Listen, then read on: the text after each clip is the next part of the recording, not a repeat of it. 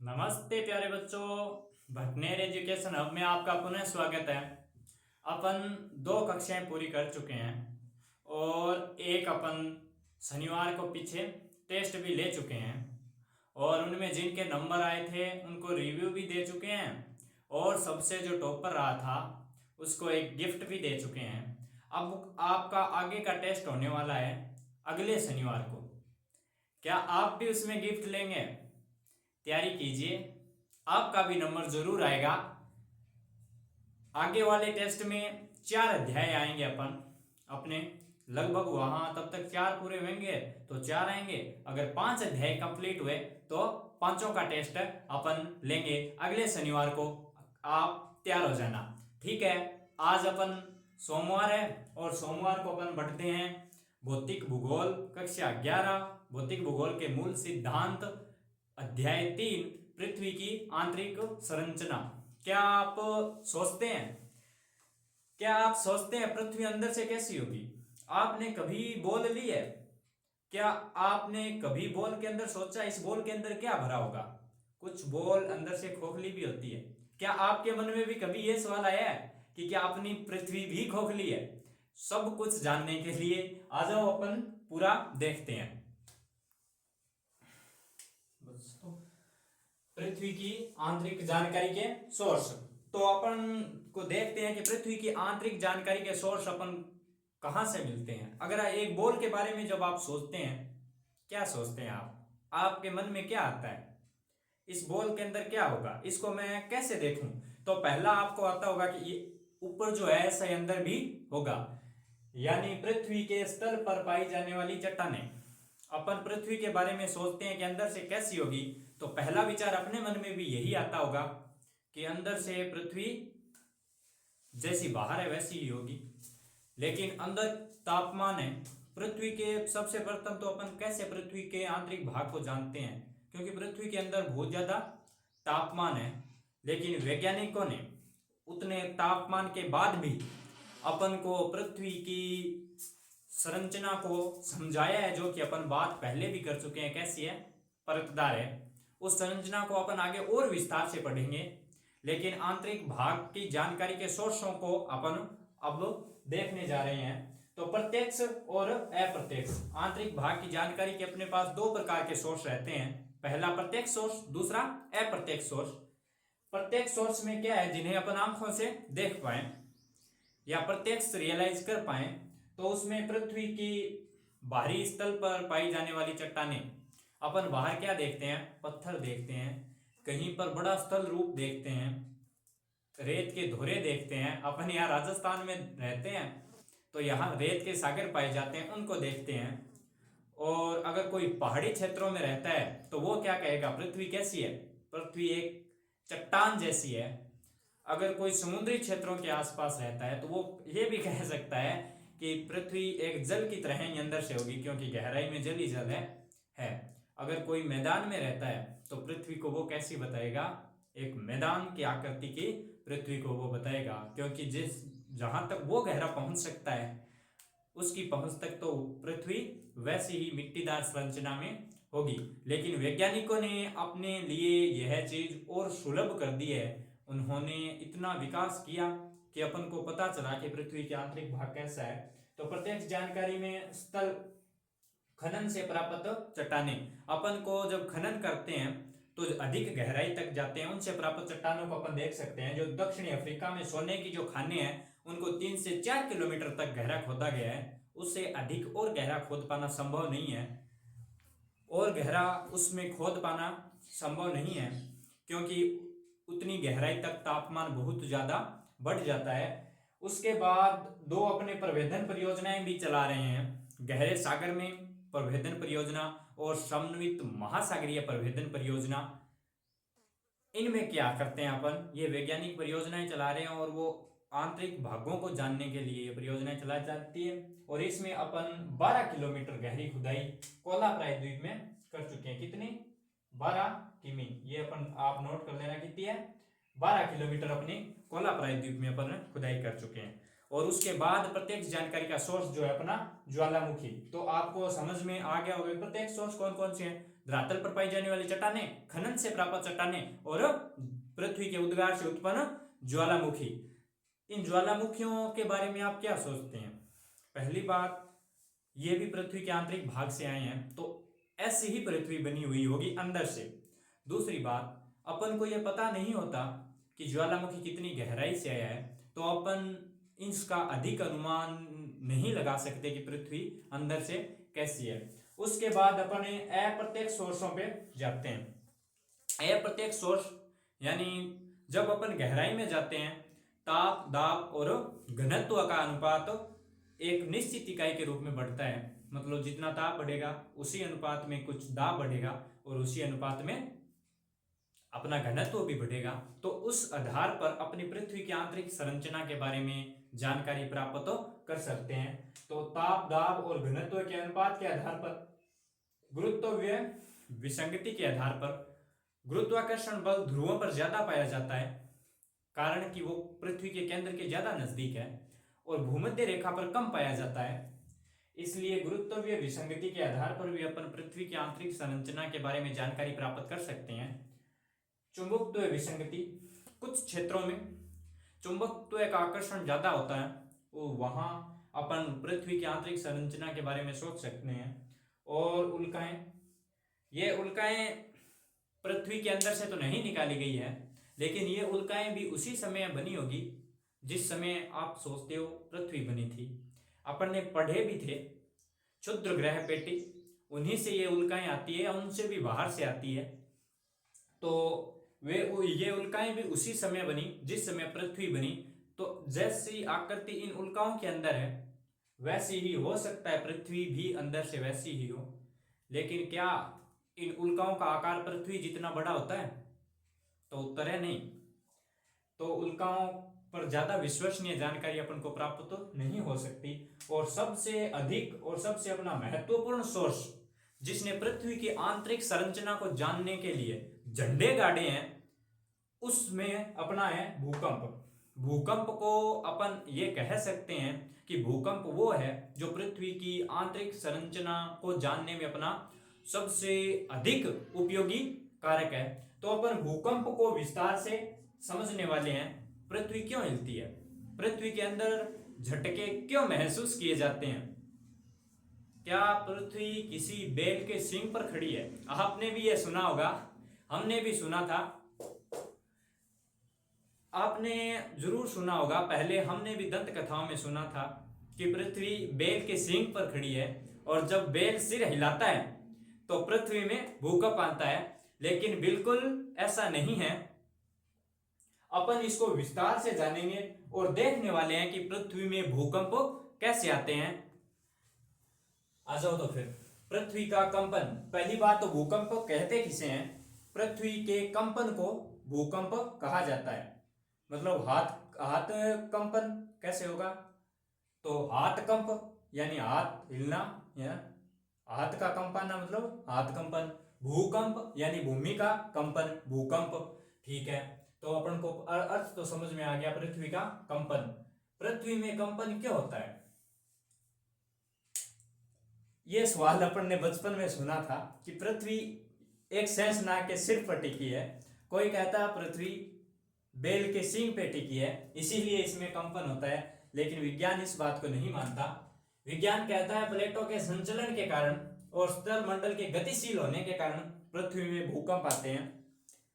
प्लेटों के बारे में अपन विस्तार से आगे पढ़ेंगे, लेकिन मैं कुछ बता दूं। प्लेटें आपस में एक दूसरे की विपरीत अवस्था में भी गति करती है, एक दूसरे की सम्मुख अवस्था में भी गति करती है, और एक दूसरे की अनुप्रस्थ अवस्था यानी रूपांतरण अवस्था में, ये प्लेट इधर जा रही है, ये प्लेट इधर जा रही है, तो ये जो इनकी सीमाएं हैं, इन पे रगड़न के कारण पृथ्वी में कंपन आता है। ठीक है, तो आपको समझ में आ गया होगा पृथ्वी कंपित तो क्यों होती है? प्लेटों के संचलन के कारण, और दूसरा स्थल मंडल के गतिशील होने के कारण। ठीक है, नोट, दो तीन चीजों पे आप विशेष फोकस करना। ये फोकस बिंदु और अवकेंद्र क्या होते हैं? जब ये प्लेटें रगड़न खाती है तो भूकंप पैदा कहां से होता है? यहां से, इन प्लेटों के सीमांत से। जहां से भूकंप उत्पन्न होता है उस बिंदु को ही फोक्स बिंदु या अवकेंद्र बिंदु कहते हैं। किसको? मतलब ये दो प्लेटें हैं, आप ऐसे समझो कि ये दो है, ये प्लेटें हैं, ठीक है, ये आपस में रगड़न खा रही है। जब रगड़न खा रही है तो एक बार ये रुकेगी और फिर घिसेगी, तो एक बार ये छूटेगी। मतलब ये प्लेट है कोई, ये प्लेट है, तो ये इधर खींचेगी फिर छूटेगी, यानी पृथ्वी में भूकंप आएगा। ये जो केंद्र होगा जहां से ऊर्जा सर्वप्रथम निकलेगी या जहां से भूकंप सर्वप्रथम उत्पन्न होगा, उस स्थान को अपन फोक्स बिंदु या अवकेंद्र, जहां से ऊर्जा निकलती है सर्वप्रथम उसको फोक्स बिंदु या अवकेंद्र कहते हैं। और अधिकेंद्र वह स्थान जो अवकेंद्र या फोक्स बिंदु के सबसे नजदीक होता है उसको अपन क्या कहते हैं? अधिकेंद्र कहते हैं। अधिकेंद्र वह स्थान जो फोक्स बिंदु या अवकेंद्र के सबसे नजदीक होता है। और इसी शब्दों को बदल के अगर ऐसे कहें कि वह स्थान जिस पर भूकंपीय तरंगे सबसे पहले देखी जाती है या उत्पन्न होती है उसको अपन क्या कहते हैं? अधिकेंद्र, ठीक है।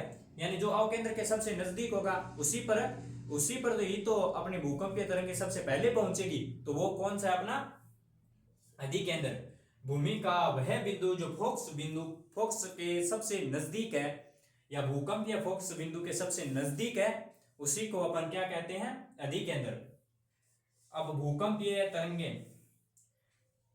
कितने प्रकार की होती है? भूकंपीय तरंगे कहां से उत्पन्न होती है? भूकंपीय तरंगे, तो भूकंपीय तरंगे, एक बात का आप विशेष ध्यान रखना, केवल स्थल मंडल में ही प्राकृतिक भूकंप आते हैं।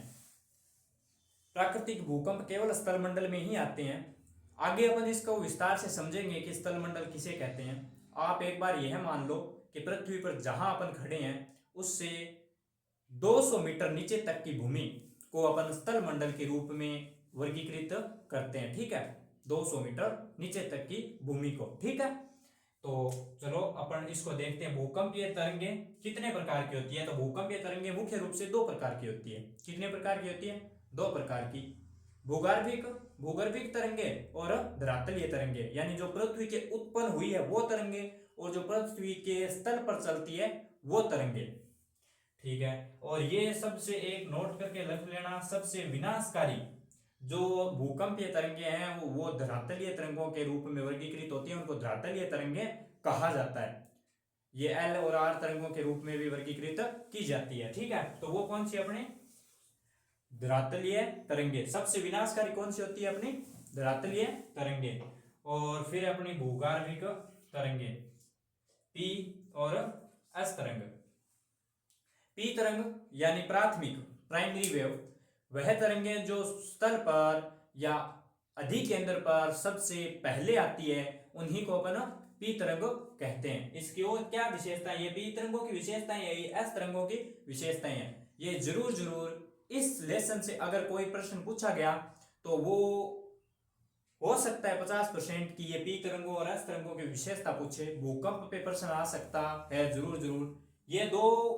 ये फैक्ट याद रखना क्योंकि ये खालिस्तान के रूप में कई बार पूछे गए हैं एग्जामों में, और इन दो को याद रखना, ठीक है। पी तरंगों की विशेषताएं और एस तरंगों की विशेषताएं। पी तरंगे प्राइमरी तरंगे स्थल पर सबसे पहले आती है, ठीक। गैस, द्रव और ठोस तीनों माध्यमों में चल सकती है। इसका अपन आगे और भी यूज लेने वाले हैं, यानी जो अपन भूकंपीय छाया तरंगे या छाया भूकंपीय तरंग छाया क्षेत्र बनाएंगे ना, उसमें इसको और काम मिलेंगे। तो याद रखना किस माध्यमों में चल सकती है पी तरंग? तीनों माध्यमों में, ठोस, गैस और द्रव। और ये ध्वनि तरंगों के समान होती है, यानी जिस दिशा में चलती है उसी दिशा में कणों को आगे पीछे हिलाती है। समानांतर ही इसकी गति के, मतलब जिस दिशा में चलती है कंपन भी समानांतर चलता है, ठीक है। और अनुदैर्ध्य होती है। अनुदैर्ध्य मतलब अगर ऐसे जा रही है तरंग, ऐसे जा रही है तो कंपन भी ऐसे ही होगा। यानी तरंग यदि ऐसे जा रही है तो कंपन भी इसी दिशा में ऐसे ही होगा।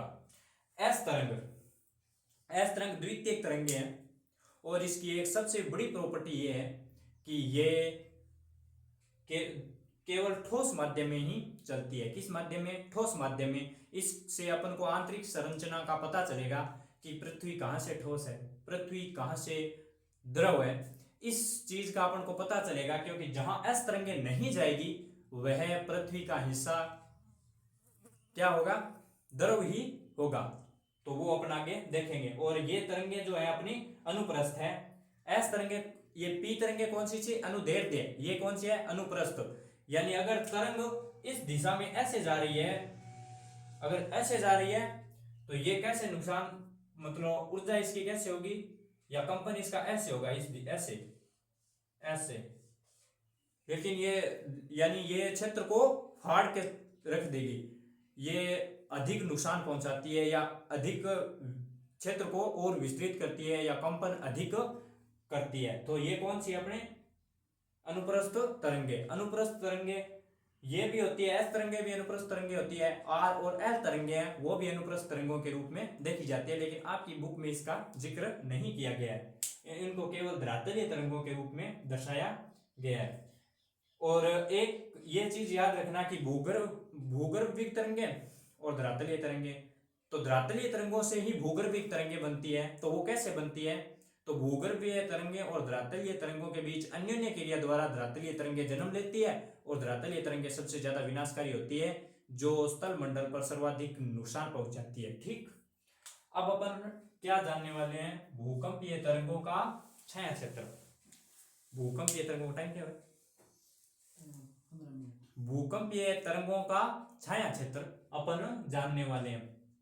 इसमें क्या जानेंगे अपन, अब मान लो कोई किसी का अधिकेंद्र अवकेंद्र ये बिंदु है, ठीक है, इसका अवकेंद्र ये बिंदु है, ये पृथ्वी है अपनी, पूरी गोल तो नहीं है लेकिन बना पाऊंगा मैं, लेकिन आप मान लो ये पृथ्वी है अपनी,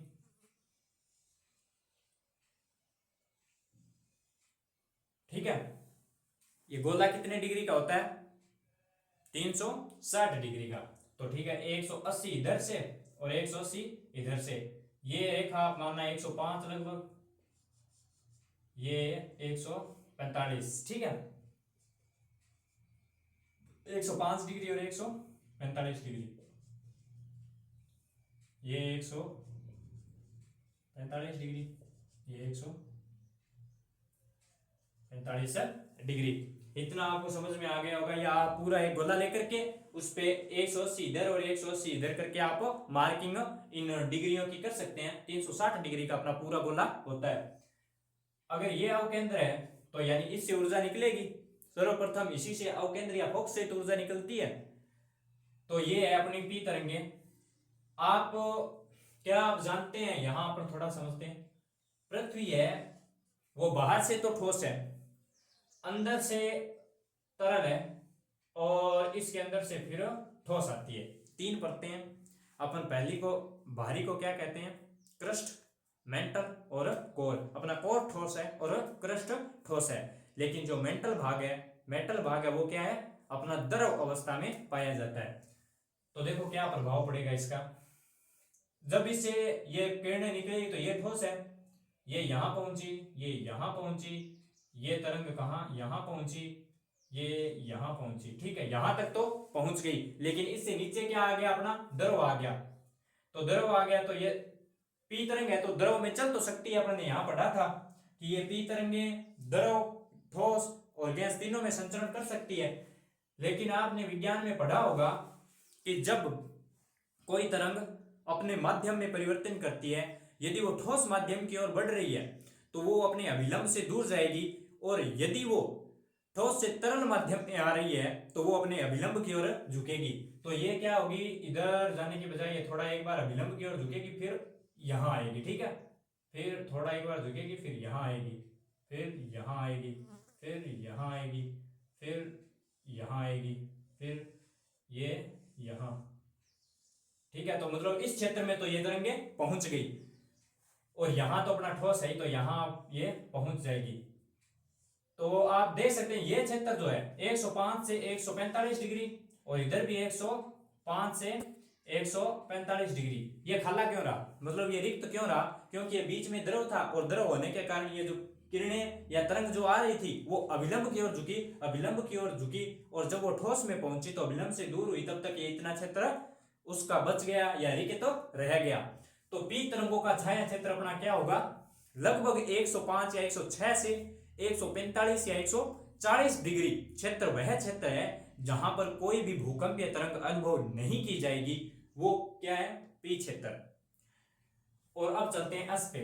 एस में अपन ने क्या पढ़ा था, एस में अपन ने क्या पढ़ा था कि केवल ठोस माध्यम में ही चलती है। तो ये अपना मेंटल आ गया, मान लो ये क्रस्ट है और ये मेंटल आ गया, मेटल भाग आ गया, इसका मतलब इन एस तरंगों के लिए बाधा आ गई, ठीक है। तो ये ऐसे आएगी, इससे ज्यादा नहीं जा पाएगी, ठीक है। ऐसे मतलब इस क्षेत्र को ये प्रभावित करेगी, इससे नीचे ये द्रव आ गया तो द्रव से तो ये गुजरेगी नहीं, तो इस क्षेत्र तक ही ये पहुंच पाएगी। तो ये अपनी 145 से 145 डिग्री तक ही पहुंच पाती है। कितनी, 145 से 145 डिग्री तक की ये कौन सी है, एस तरंगे। एस तरंगे केवल क्या चलती है, ठोस में ही चलती है। इसीलिए ये 145 से 145 डिग्री के बीच का जो क्षेत्र होगा वो एस तरंगों का छाया क्षेत्र कहलाएगा। और 105 डिग्री से 145 डिग्री, फिर 105 से 145 डिग्री के बीच का जो छाया क्षेत्र होगा वो पी तरंगीय छाया क्षेत्र कहलाएगा। अब आपको यह समझ में आ गया होगा कि यह छाया क्षेत्रों का निर्माण क्यों होता है, ठीक है। तो अब अपन इसके भूकंप के प्रकारों पर चलते हैं। भूकंप बहुत से प्रकार के होते हैं, मेनली जो होते हैं या सबसे ज्यादा हार्मफुल होते हैं। वैसे तो कोई भी हार्मफुल हो सकता है, विवर्तनिक भूकंप ज्यादा हानिकारक और प्राकृतिक होते हैं। वैसे तो अगर कोई परमाणु बम छोड़ दे तो निर्यात या नियात जिन भूकंपों को अपन, या विस्फोट भूकंप जिनको अपन कहते हैं, वो भूकंप ही सबसे बड़े भूकंप हो जाएंगे। क्योंकि परमाणु बम छोड़ दे तो उससे बड़ा भूकंप क्या होगा, वहां की पूरी नुकसान तो उससे ज्यादा सर्वाधिक होता है। लेकिन वैसे अगर प्राकृतिक भूकंपों में देखा जाए तो विवर्तनिक भूकंप यही सबसे ज्यादा या सबसे बड़े होते हैं। ये प्लेटों की या भूमि के संचलन या इसमें मतलब कंपन होने के कारण जो भूकंप आते हैं उसको अपन क्या कहते हैं, विवर्तनिक भूकंप कहते हैं।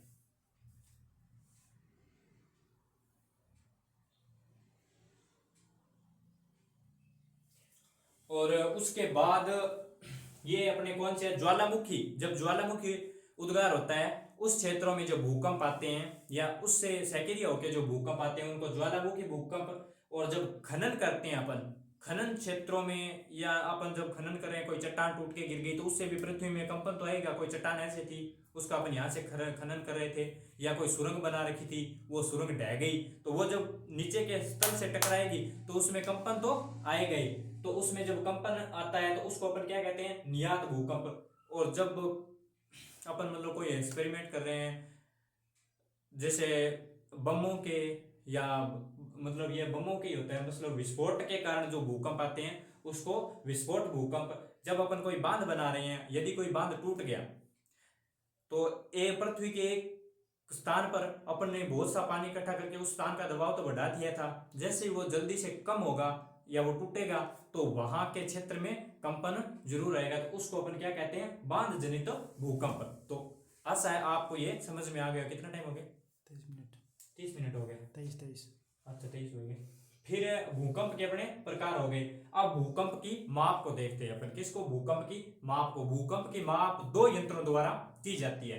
पहला यंत्र है रिक्टर स्केल और दूसरा अपना है मर्केली स्केल। पहला कौन सा है, रिक्टर स्केल, दूसरा कौन सा है, मर्केली। ये जरूर याद रखना, ये खाली स्थान में आ सकता है, या एमएस वाले जो 12 प्रश्न आपके शायद 12 ही आते हैं, 12 प्रश्न आएंगे तो उसमें भी ये एक आ सकता है, Richter scale, Mercalli scale. Richter scale में जो स्केल मार्क अंकित होता है वो कितने कितने का होता है, 0 से 10 तक का। रिक्टर स्केल में जो स्केल मार्क अंकित होता है वो कितने का होता है, 0 से 10 तक का।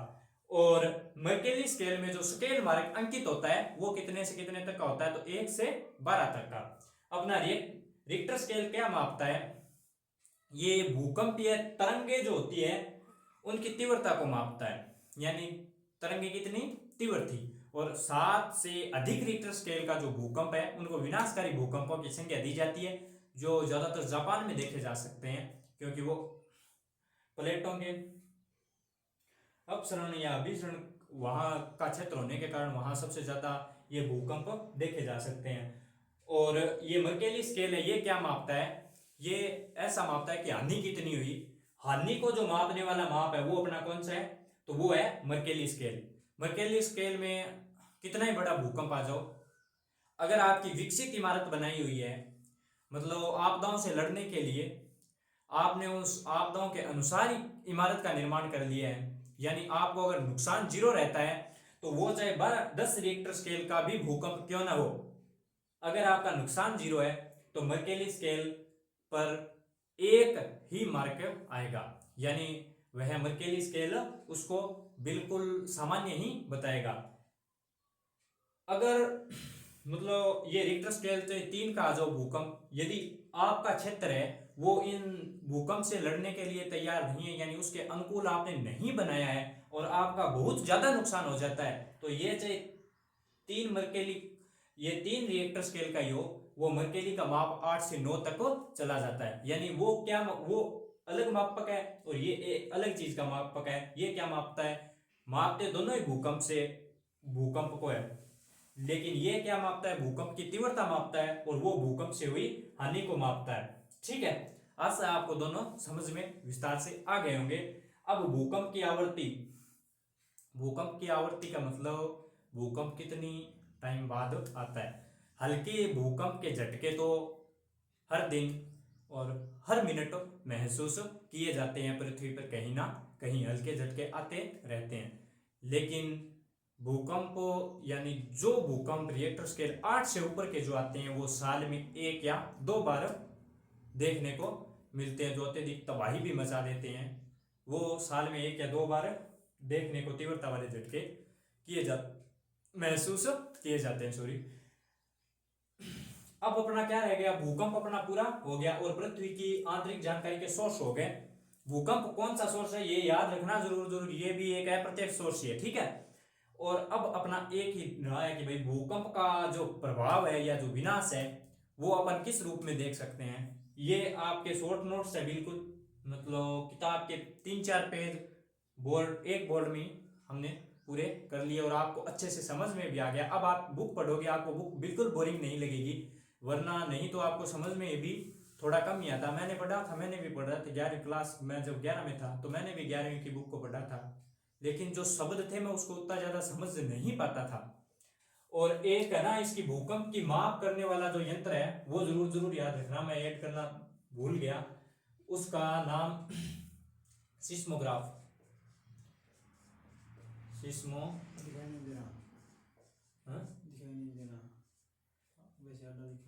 सिस्मोग्राफ, मैं चलो यहां लिख देता हूं, वहां दिखाई नहीं दे रहा तो सिस्मोग्राफ, ये भूकंप मापने वाला जो यंत्र होता है जिसपे ये तरंगे अंकित की जाती है उसको अपन सिस्मोग्राफ कहते हैं। कैसा बना होता है, एक ड्रम के आकार का होता है और इस पे पूरे के पूरे मतलब कागज से कवर होता है, ये गोल होता है और इसके बीच में एक यहाँ कुछ मतलब छड़ लगी होती है, उसमें एक ऐसा होता है, उसमें पेन लगा दी जाती है, वो पेन ऐसे मार करती जाती है और जब भी कोई भूकंप आता है तो वो पेन ऊपर नीचे हिलती है, ऊपर नीचे हिलती है तो वो किरणों को अंकित कर देती है। इस सिस्मोग्राफ को जरूर याद रखना, ये छूट गया पता नहीं कैसे, लेकिन याद जरूर रखना आप। अब अपन इसके प्रभावों को देखने वाले हैं कि इसके क्या प्रभाव होते हैं, तो आप बुक से देख लेना। बुक की मेरी की हालत तो हो गई है थोड़ी खराब, ज्यादा ही मतलब ठीक ठाक बारिश को मैंने भी पढ़ा है। भूकंप के प्रभाव, पृथ्वी का हिलना, धरातलीय विसंगति, भूसंखलन, मृदा द्रवण, धरातल का एक तरफ झुकना, हिम संकलन, धरातलीय विस्थापन, बांध या तटबंध टूटने का टूटना, आग लगना, इमारतों का टूटना और ढांचों का नष्ट हो जाना, वस्तुओं का गिरना और सुनामी आना, ये प्रभाव है। इनमें से 5-4 प्रभाव आप याद रख लेना। नॉर्मल भूकंप आएगा तो क्या होगी, पृथ्वी हिलेगी, पृथ्वी हिलेगी तो क्या हो सकता है, धरातलीय जो इमारतें वो टूट सकती है, पृथ्वी पर बांध बने हैं वो क्या हो सकते हैं,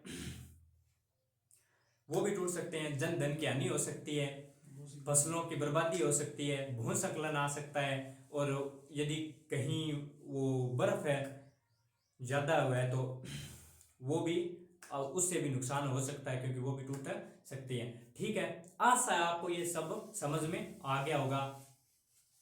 हमारे साथ और अधिक लोगों को जोड़ो। हम आपको पढ़ाने की कोई फीस नहीं लेते, लेकिन आपका ये नैतिक दायित्व बनता है कि आप भी हमारे साथ जैसे हम डटकर खड़े हैं वैसे भी आप खड़े रहो और अधिक से अधिक लोगों को अपने प्लेटफॉर्म पे लाओ ताकि उनको भी अपने से हेल्प मिल सके। ये मत तो सोचा करो कि मैं पढ़ रहा हूँ यहाँ से, वो भी यहाँ से पढ़ेंगे तो उसके नंबर ज़्यादा आ जाएंगे। नहीं, आपका धर्म बनता है, आप जो सीख रहे हो दूसरा अगर सीख रहा है तो आपको एक बहुत बड़ा पुण्य मिलता है। आपको जो आता है अगर आप दूसरे को सिखा दे रहे हो तो आपको एक आत्मसंतुष्टि तो होती है, आपको एक बहुत बड़ा पुण्य भी मिलता है। और एक ऐसा भी होता है कि हमने जो सीखा है हम दूसरे को सिखा दे रहे हैं, तो कहीं ना कहीं तो अपना सीखना लाभदायक था। जय हिंद, जय भारत, थैंक यू।